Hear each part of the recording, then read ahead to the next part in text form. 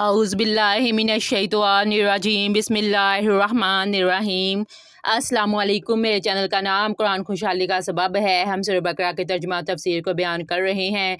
आज भी पारा नंबर दूसरा है, आयत नंबर 247 है। इसकी तफसीर और तर्जुमे को बयान करेंगे। जैसा कि अल्लाह पाक ने बयान फरमाया है, कहा उनसे उनके नबी ने, यानी बनी इसराइल से उनके नबी ने, कि अल्लाह ताला ने मुकर्रर कर दिया है तुम्हारे लिए तलूत को अमीर बादशाह। कहा इन्होंने, बोले बनी इसराइल के क्यों कर होगी उसकी, यानी उसकी बादशाहत हमारे ऊपर कैसे हो सकती है। हम ज़्यादा हकदार है बादशाहत के उससे, और नहीं दी गई इसे माल में फ़राखी, यानी वो मालदार नहीं है। काला फरमाया, बेशक अल्लाह ताला, नबी ने फरमाया बेशक अल्लाह ताला ने चुन लिया है उसे तुम पर, और ज़्यादा दी है उसे कुशादगी इल्म में और जिस्म में। अल्लाह ताला अता फरमाता है अपना मुल्क जिसे चाहता है, और अल्लाह ताला वासीउन वुस्त वाला है, अलीमुन और जानने वाला है। बनी इसराइल का निज़ाम यूँ चलता था कि हमेशा इन लोगों में एक बादशाह होता था जो मुल्की निज़ाम चलाता था, और एक नबी होता था जो निज़ाम शरीयत और दीनी अमूर की हदायत और रहनुमाई किया करता था।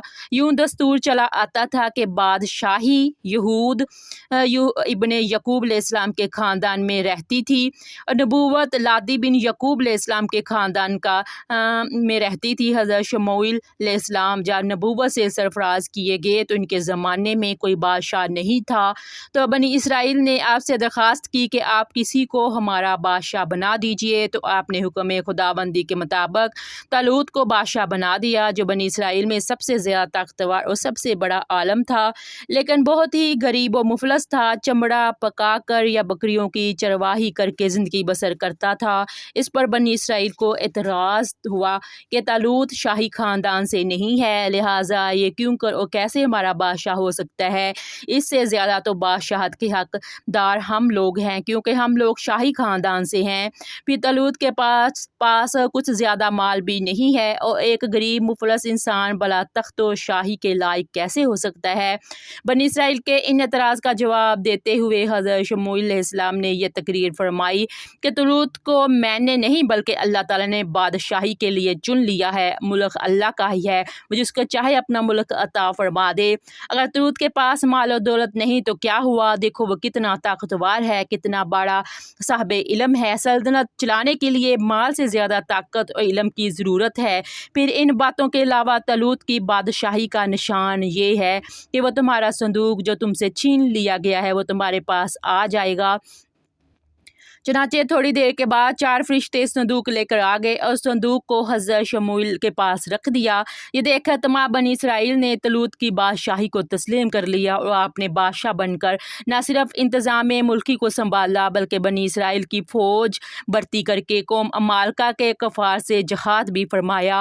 अल्लाह ताला ने इस वाक़े का जिक्र कुरान मजीद में इस तरह शाद फरमाया है कि इनसे इनके नबी ने फरमाया कि बेशक अल्लाह ताला ने तालूत को तुम्हारा बादशाह बनाकर भेजा है।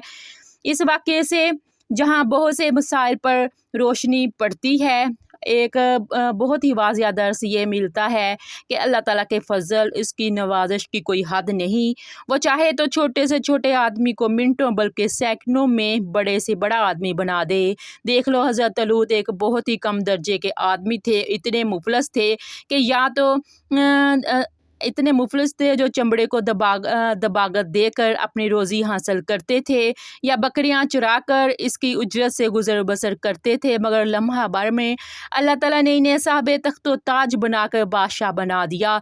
इस वाक़े से कुरान मजीद की इबारत से मालूम हुआ कि जिस्मानी तवानाई और इल्म की वुस्त बादशाही के लिए मालदारी से ज़्यादा ज़रूरी है, क्योंकि बग़ैर जिस्मानी ताकत और इल्म के निज़ाम मुल्की को चलाना और सल्तनत का इंतज़ाम करना तकरीबन महाल और नामुमकिन है।